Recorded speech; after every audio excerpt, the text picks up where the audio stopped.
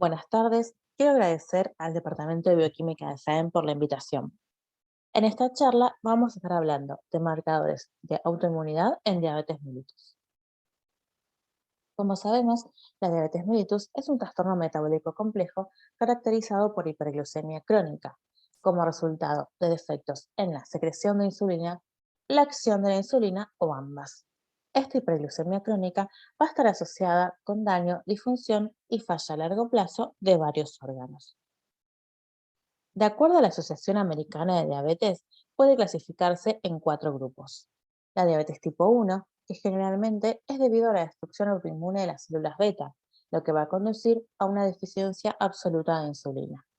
La diabetes tipo 2, debido a una pérdida progresiva de la secreción adecuada de insulina por parte de las células beta, frecuentemente en el contexto de resistencia a la insulina. Tipos específicos de diabetes debido a otras causas, como ser la diabetes monogénica, enfermedades del páncreas exócrino, causas medicamentosas o diabetes inducida por algunas sustancias químicas.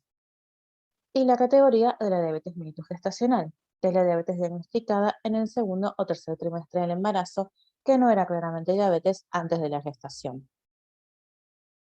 Cuando hablamos de diabetes tipo 1, entendemos que es la diabetes que aparece generalmente durante la niñez o adolescencia con síntomas de aparición bruscos, como ser la poliuria, polidipsia, el adelgazamiento en las últimas semanas, y el debut puede ser con cetoacidosis diabéticas en muchos casos. Cuando hablamos de diabetes tipo 2, entendemos que nos referimos a la diabetes que en general aparece en personas adultas, con sobrepeso y con síntomas moderados de aparición. Pero no siempre esta clasificación es tan sencilla. Existe la diabetes autoinmune del adulto, que es una forma de diabetes que aparece justamente en adultos y que está asociada a un componente de autoinmunidad. Al poco tiempo de ser diagnosticados, estos pacientes van a requerir una terapia con insulina para poder tener un adecuado control metabólico. También hay personas con diabetes de inicio en la madurez de los jóvenes, la diabetes MODI, que puede ser que algunas veces esté mal diagnosticada como diabetes tipo 1. Y actualmente, en pediatría, se ven en ascenso los casos de diabetes tipo 2. Esto puede deberse al cambio en los estilos de vida, la alimentación y al sedentarismo. Dentro del grupo de diabetes mellitus tipo 1, podemos encontrar la forma inmunomediada, la cual se debe a la destrucción autoinmune de las células beta pancreáticas, en la cual vamos a estar encontrando marcadores de autoinmunidad en circulación. También tenemos la diabetes tipo 1 idiopática, en la cual no se evidencian marcadores de autoinmunidad, pero los pacientes también cursan con un déficit de insulina.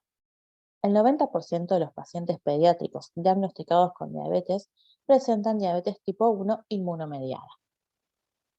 La incidencia de esta patología varía entre diferentes regiones, encontrándose las tasas más altas en países como Finlandia y el norte de Europa.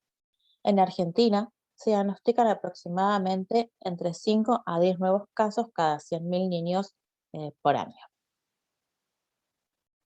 Es una enfermedad multifactorial compleja.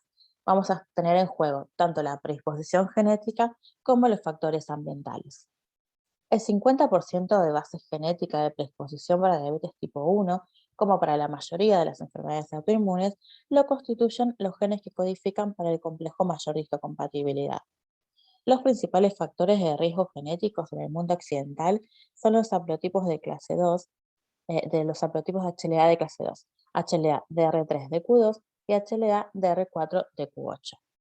Estos dos haplotipos también son los principales factores de riesgo para el desarrollo de autoanticuerpos que están dirigidos contra la célula beta, y además también tienen un mayor riesgo de desarrollar autoanticuerpos a una edad temprana.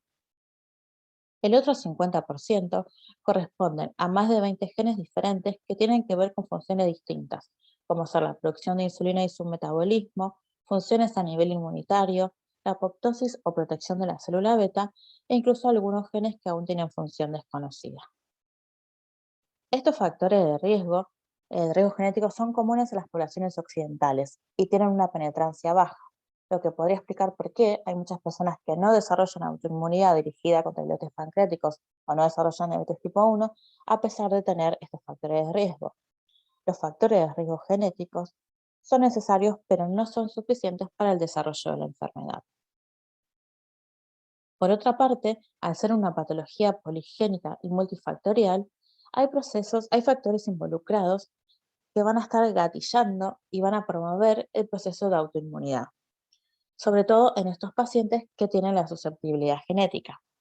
La mayoría de estos factores ambientales se relacionan con infecciones virales, como ser el síndrome de rubiola congénita e infecciones por algunos enterovirus. Entre factores etarios se puede mencionar la exposición a la proteína de la leche de vaca, el momento de incorporación a la dieta de gluten y cereales, la deficiencia de vitamina D y también la presencia de ciertas sustancias tóxicas. Lo que es importante destacar es que la incidencia de diabetes tipo 1 automediada en los niños más pequeños está aumentando en las últimas décadas. Esta tendencia creciente se podría explicar en parte por las modificaciones en el medio ambiente y en los hábitos del estilo de vida. Los principales marcadores de autoinmunidad que están asociados a diabetes tipo 1 son los autoanticuerpos dirigidos contra la insulina o proinsulina, contra el ácido glutámico descarboxilasa isoforma 65 kilodalton, contra el antígeno de insulinoma tipo tirosina fosfatasa 2 y contra el transportador 8S. Entonces, nos vamos a encontrar con un individuo que tiene una predisposición genética y ante determinados factores ambientales se va a gatillar la respuesta inmunitaria, autoinmunitaria dirigida contra las células beta. Este proceso de autoinmunidad y esta inflamación que se va a producir a nivel local del páncreas, a, lo que va a conducir es a una disminución de las células beta funcionantes a lo largo del tiempo. En este primer estadio van a aparecer en circulación los autoanticuerpos, o sea, estos marcadores de autoinmunidad, pero no va a haber aún síntomas ni alteraciones metabólicas. Ya avanzando la patología en el estadio 2, nos vamos a encontrar con un estado de prediabetes, donde van a empezar a aparecer las primeras alteraciones metabólicas. Vamos a tener la pérdida de la primera fase de respuesta insulínica, el test de tolerancia a la glucosa puede estar alterado hasta el momento del debut clínico de la patología, donde la masa de células beta funcionantes activas va a ser muy baja. Entonces lo que acá podemos observar es que los autoanticuerpos aparecen mucho antes del debut clínico de la patología, o sea que son predictores de la enfermedad. Es por eso que la ADA recomienda como posibilidad realizar la determinación de los autoanticuerpos como screening en familiares de primer grado de pacientes con diabetes tipo 1. El desarrollo y persistencia de varios autoanticuerpos es un factor de riesgo para la evolución a diabetes y puede servir como una indicación de intervención. Sí, no se recomienda el screening generalizado en personas asintomáticas de bajo riesgo, debido a la falta de intervenciones terapéuticas aprobadas. Hay varios trials que están en curso, pero aún no hay nada aprobado para poder prevenir el pasaje de un estadio a otro de la enfermedad. Las personas que sí tengan resultados positivos deben recibir el asesoramiento correcto sobre el riesgo de desarrollar diabetes, sobre los posibles síntomas y sobre todo prevenir el debut con cetoacidosis diabética. Además, la medición de estos autoanticuerpos sirven como apoyo diagnóstico. La mayoría de los casos de diabetes en pediatría, y sobre todo en nuestra región, se diagnostican como diabetes tipo 1. Pero en los últimos 20 años, la transición nutricional y los cambios epidemiológicos secundarios a esta dificultan un poco el proceso diagnóstico en algunos pacientes pediátricos. Entre estas dificultades se encuentran el aumento de índice de masa corporal presente en los niños con ambos tipos de diabetes, el diagnóstico temprano sin cetosis y con función de célula beta preservada en adolescentes con diabetes tipo 1 y sobrepeso, la posibilidad de debut en cetosis o cetoacidosis de los pacientes pediátricos con diabetes tipo 2, la frecuencia aumentada con antecedentes familiares de diabetes tipo 2 en ambos casos, y un porcentaje variable de estos pacientes en los que la clínica suele ser atípica presenta en realidad diabetes móvil. Es importante poder realizar la clasificación correcta para determinar cuál es la terapia adecuada. Conocer la cantidad de autoanticuerpos positivos permite predecir la progresión a diabetes. En este estudio, en el cual se analizaron 3 cohortes de pacientes pediátricos de Finlandia, Alemania y Estados Unidos, podemos observar que de los 585 pacientes que desarrollaron más de 2 autoanticuerpos, casi el 70% desarrolló diabetes dentro de los siguientes 10 años y el 84% dentro de los 15 años. Al momento del diagnóstico de diabetes tipo 1, el 90% de los pacientes presentan uno o más anticuerpos. Se ha observado que la presencia de GADA se mantiene estable después de 10 años del diagnóstico. La expresión de los autoanticuerpos es edad dependiente, siendo antiinsulina y anti-zinc más comúnmente expresados en niños menores de 10 años y GADA e IA2 en niños más grandes. La frecuencia también varía según población. En un estudio español se observó que el 83% de sus pacientes tenían GADA positivo. Anti-A2 estaba presente en el 45% y antiinsulina en el 18%. Mientras que en un estudio con población china se observó que GADA estaba presente en el 29%, antiinsulina en el 15% y anti-58 en el 12%. En el caso del Hospital Garjan, determinamos la frecuencia de los autoanticuerpos en un grupo de pacientes que ya estaban diagnosticados de diabetes tipo 1.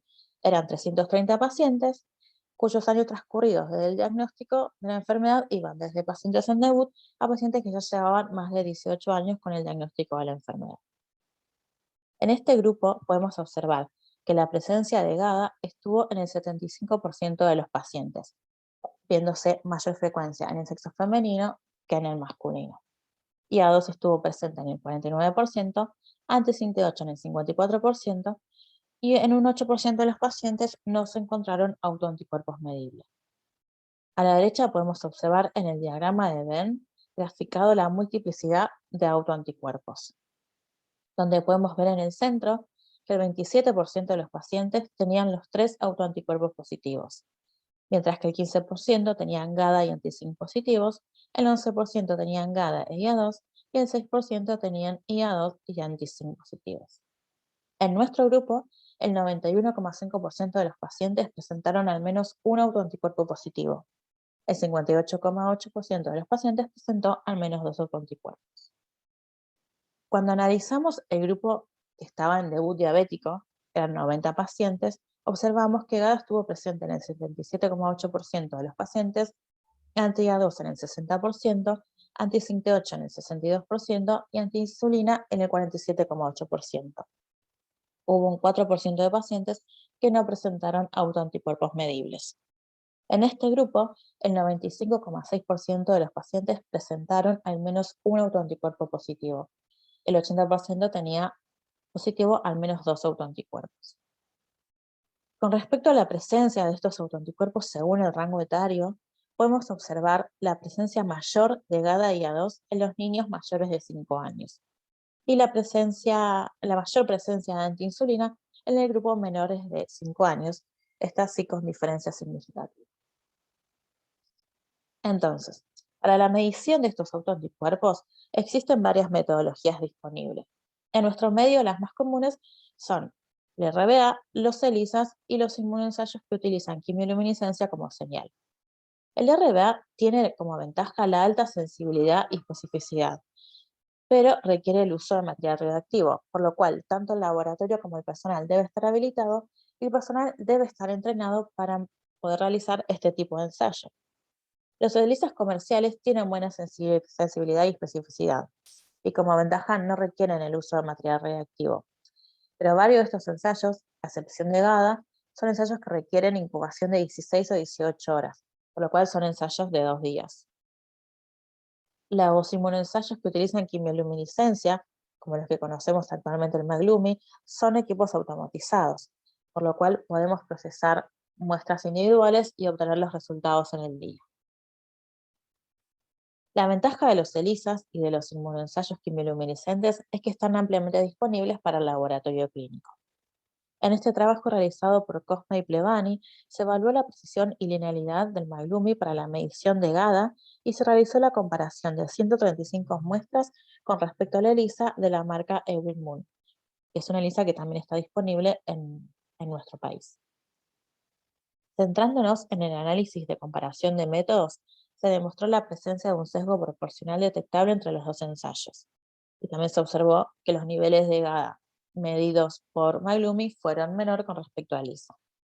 Al realizar un segundo análisis, dicotomizando los resultados, o sea, considerando positivo o negativo, considerando los puntos de corte recomendados por el fabricante, 17 unidades internacionales por mililitro para Maglumi y 10 unidades internacionales por mililitro para ELISA, se obtuvo una buena concordancia, con un coeficiente kappa de 0.761.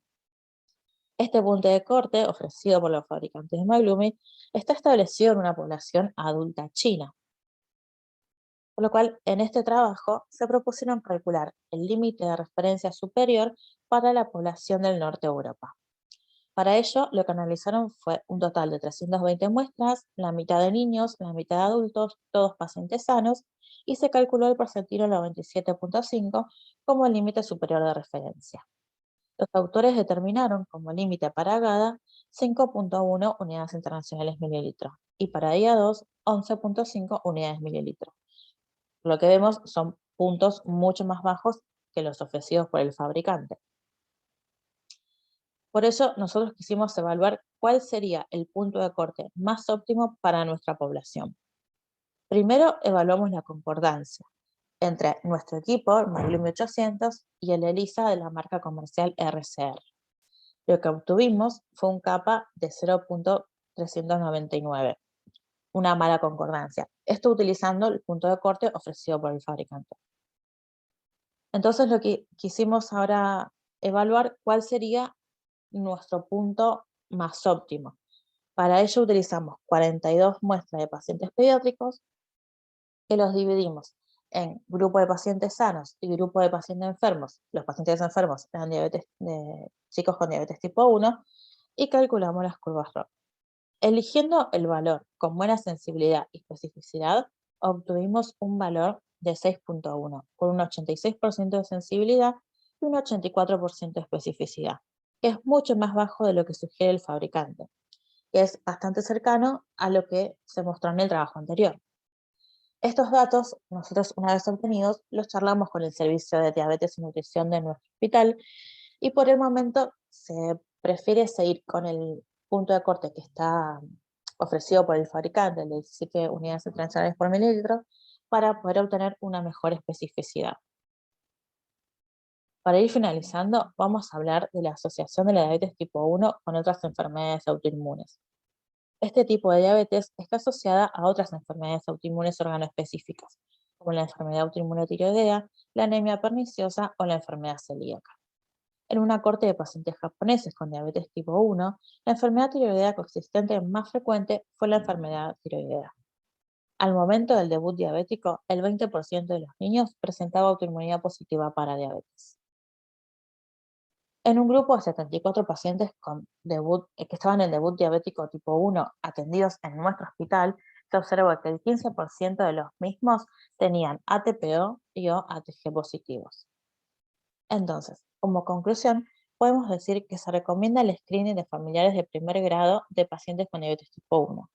En el caso de resultados positivos, es necesario recibir el asesoramiento correcto sobre el riesgo de desarrollo de diabetes, los síntomas de diabetes y sobre todo la prevención de la cetoacidosis diabética. La determinación de los autoanticuerpos para diabetes apoya la clasificación correcta del tipo de diabetes, lo cual es súper importante para poder determinar la terapia adecuada. Actualmente existen varios ensayos comerciales para la determinación de los autoanticuerpos en el laboratorio clínico. Es importante poder conocer la especificidad de los mismos y determinar cuáles son los valores de corte correctos para nuestra población. La enfermedad autoinmune coexistente más frecuente es la enfermedad tiroidea. Muchísimas gracias.